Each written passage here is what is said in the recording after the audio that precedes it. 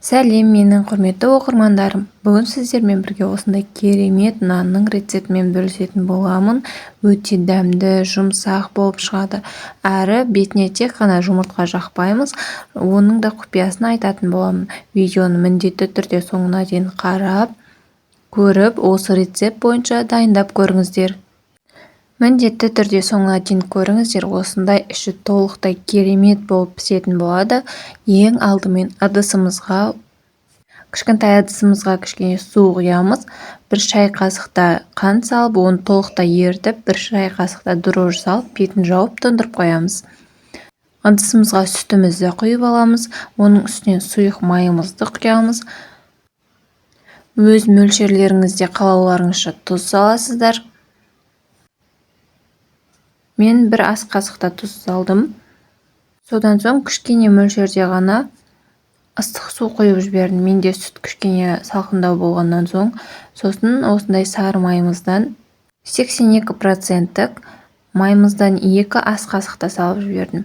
Және осы заттардың барлығын біркелкі етіп араластырып аламыз. Тұзын жақсылап ерітіп аламыз. Сосын жаңағы дрожжымыздың бетін ашып, осылай кішкене көтеріліп қалады. Соны қосып, қамырымызды илеп алатын боламыз. Негізі магазинде тұрған қопсытқыштарды түйіршік ретінде бірден салатын болсаңыздар, ол түйіршіктер қамырдың арасында толықтай араласпай кетуі мүмкін. Видеоны міндетті түрде соңына дейін қараңыздар, сіздерге пайдалы болады деген ойдамын. Қамырымызды осылай толық илеп алғаннан соң, бетін жауып, жылы етіп орап қоятын боламыз. Бірнеше сағаттардан соң осылай қамырымыз көтеріледі. Оны зуалыларға бөліп, мен көз мөлшерімен бөлдім. Сіздер таразыға салып бөлсеңіздер де болады бірдей етіп. Осылай менде 7 зуала шықты. Осы 7 зуаланы бірге пісіріп алатын боламыз. Зуала жасап болғаннан соң, бетін жауып, кішкене тұндырып қоятын боламыз. Ыдысымызға осылай пергаментімізді төсеп алып, үстіне жаңағы зуалаларымызды қойып, жасап шығатын боламыз. Менде осылай бір листке 3 наным кетті. Мен кішкентай зуалалар жасағандықтан, осылай 3 наннан 4 наннан пісіріп алатын боламын. Сіздер өздеріңіз қалауларыңыз бойынша осылай кішкентай етіп, немесе үлкен етіп пісірулеріңізге болады. Осылай қолымызбен жайып шығамыз, және осылай қолыммен бетін басып шықтым. Өте әдемі көрінеді, және ортасы көтеріліп кетпейді.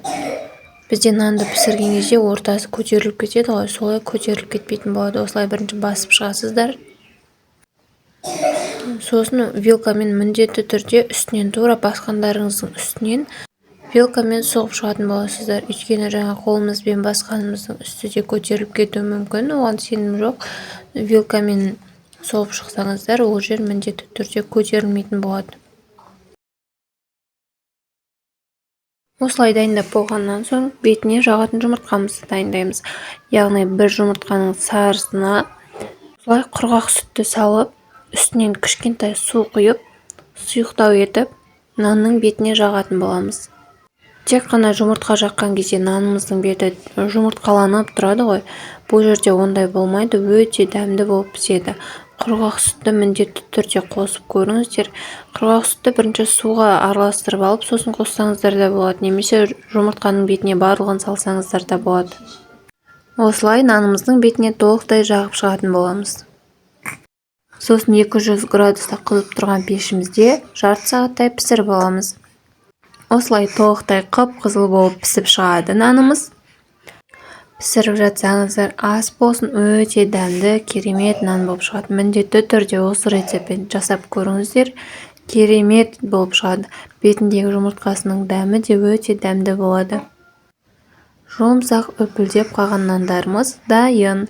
Бұл пайдалы кеңестер каналы міндетті түрде қолдап, тіркеліп, комментарий, лайк басуды ұмытпаңыздар.